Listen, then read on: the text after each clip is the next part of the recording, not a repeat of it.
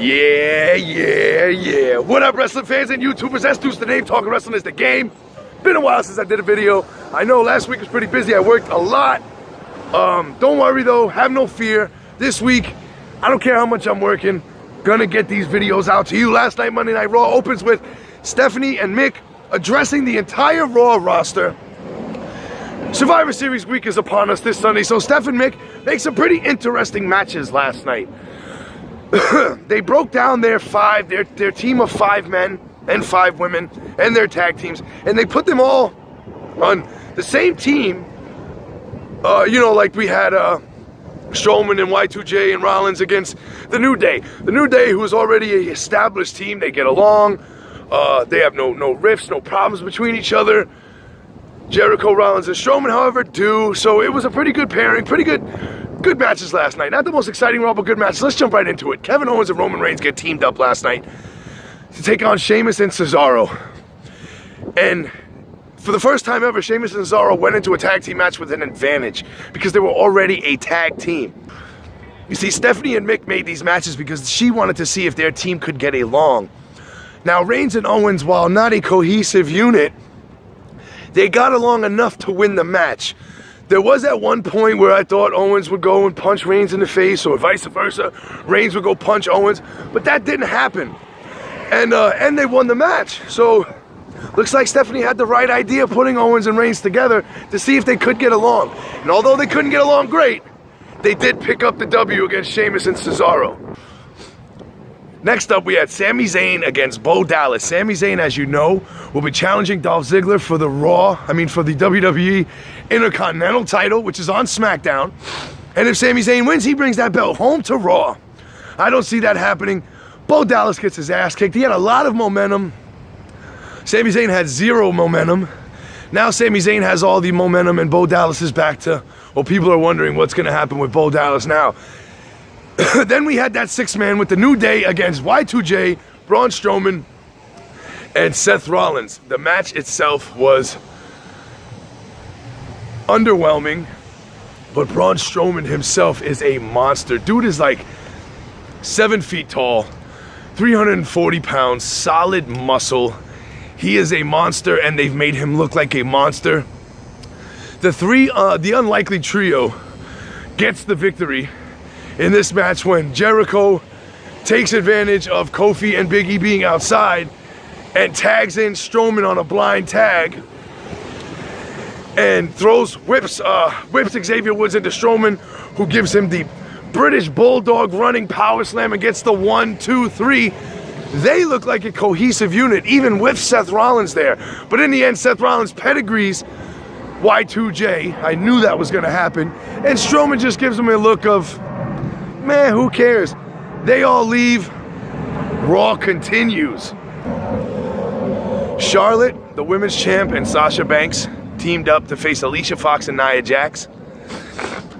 The match was no good. I believe Charlotte and Sasha won.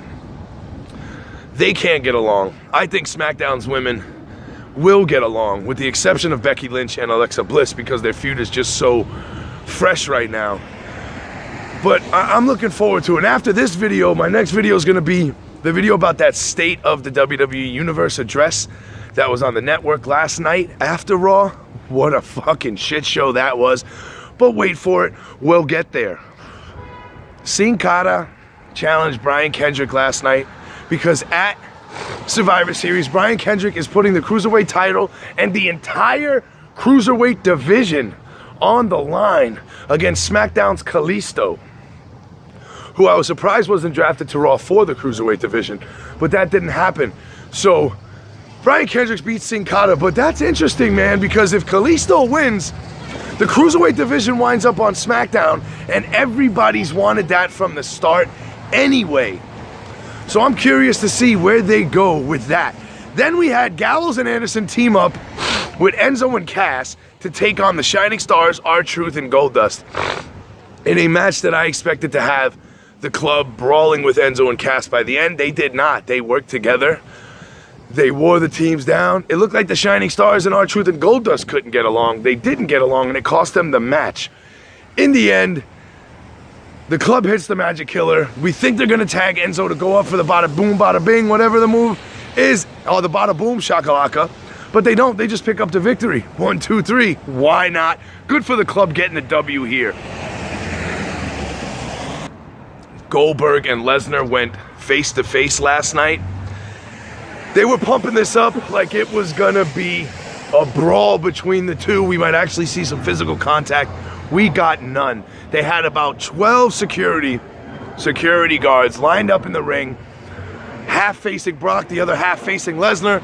Goldberg ripped through them after Brock Lesnar shoved the both of them. There was some low blows by Lesnar and Heyman mentioning Goldberg's wife and kid. That was enough for Goldberg to flip out and beat the hell out of every security guard there. Goldberg and Lesnar, I'm not any more excited for it than I was last week, than I was when it got announced 2 months ago. I'm not that excited for the match. I want to see who's going to win, of course, but they did nothing last night to hype me up anyway. I digress. At the end of the show, we had both general manager Mick Foley and Stephanie McMahon in the ring. They call on their guys because Shane and Daniel Bryan are also there for a face-to-face, if you will, like Dusty Rhodes used to say, and all hell breaks loose. Okay, Stephanie has her 5-man team there. They show up. Bryan and Shane say, do you think we came alone? They didn't come alone. Of course they didn't come alone. Dean Ambrose, James Ellsworth, AJ Styles, Bray Wyatt, Randy Orton, all show up. Am I missing somebody? I feel like I'm missing somebody. Dean Ambrose, AJ Styles, Randy Orton, Bray Wyatt, and who else? I'm missing somebody. I'm missing somebody on the SmackDown team. Whatever. They all got their asses kicked. It was unbelievable. Raw whooped that ass. At first it looked like, oh, and Shane McMahon. Shane McMahon's the 5th member. It looked like SmackDown Live was going to get the better of them, but they didn't. So when we went off the air last night, Raw's team looked like $1 million.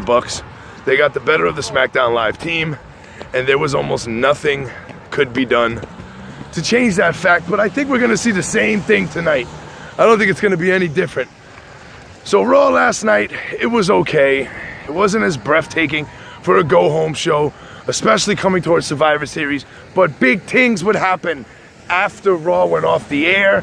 That's the next video, so wait for it. Remember, no gimmicks needed here on Let's Talk Wrestling. I do these videos with just the camera, just me, and you, the viewer, the Let's Talk Wrestling crew.